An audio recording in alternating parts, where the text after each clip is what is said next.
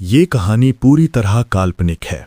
इसमें डरावने दृश्य, भूत प्रेत और मनोवैज्ञानिक भय शामिल हैं। कमजोर दिल वाले, बच्चे और अकेले रात में देखने वाले दर्शक सावधानी बरतें। अगर आपको आइनों, अंधेरे या अलौकिक घटनाओं से डर लगता है तो ये वीडियो आपके लिए नहीं है।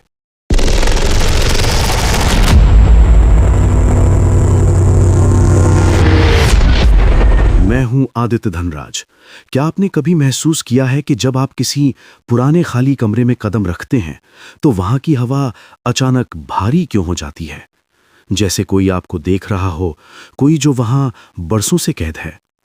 आज की कहानी अमित नाम के एक लड़के की है, जिसने एक ऐसी चेतावनी को नजरअंदाज किया जिसने उसकी पूरी दुनिया बदल दी।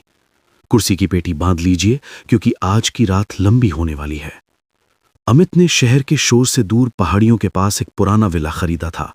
घर शानदार था, लेकिन उसकी कीमत इतनी कम थी कि कोई भी शक करता। वहां के केयरटेकर काका ने चाबियां देते समय एक अजीब शर्त रखी थी। बेटा, ऊपर की मंजिल का वो आखिरी कमरा जिसमें पीतल का ताला लगा है, उसे कभी मत खोलना। उस कमरे की अपनी एक भूख है। अमित ने इसे बूढ़े आदमी का वहम समझकर अनसुना कर दिया। उसने विला को सजाया और रहने लगा।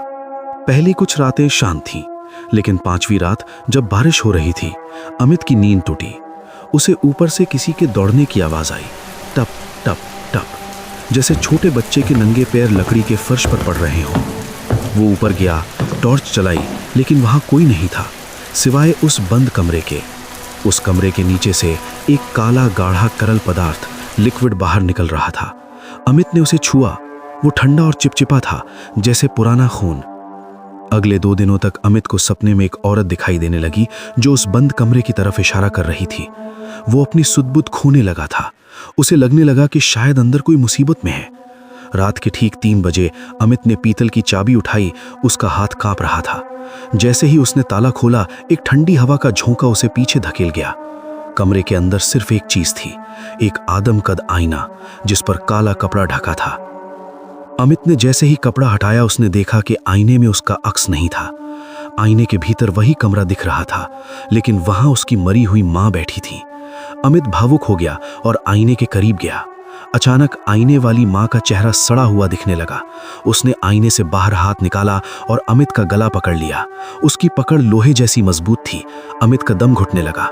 तभी काका वहां पहुंचे और उन्होंने जोर से मंत्र पढ़ते हुए आईने पर वापस कपड़ा डाल दिया। अमित फर्श पर गिरकर हाँफने लगा। काका ने चिल्लाकर कहा, भागो यहां से, तुमने उसे रास्ता दे दिया है। अमित ने एक पल भी बर्बाद नहीं किया। उसने अपनी कार की चाबी उठाई और विला से भाग निकला। वो हाईवे पर तेज कार चला रहा था, ये सोचकर कि वो बच गया है। उसने राहत की सांस ली और पीछे मुड़कर देखा। पिछली सीट खाली थी, लेकिन जैसे ही उसकी नजर रियर व्यू मिरर पर पड़ी, उसका दिल धड़कना बंद हो गया। आईने में अमित अकेला नहीं था। उसके पीछे वही आईने वाली रूह बैठी थी। उसके कान के पास झुककर वो धीरे से फुसफुसाई, घर छोड़ने से क्या होगा अमित, अब तो मैं तुम्हारे आईनों में बस गई हूं। कार का संतुलन बिगड़ा और एक जोरदार धमाके के साथ सब कुछ काला हो गया। अमित की कार तो मिल गई, लेकिन अमित का कहीं पता नहीं चला।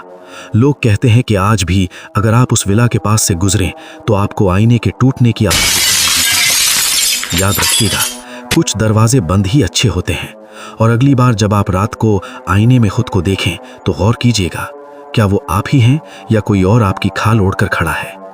मैं हूं आदित्य धनराज। सुरक्षित रहें और सचेत रहें। शुभ रात्रि।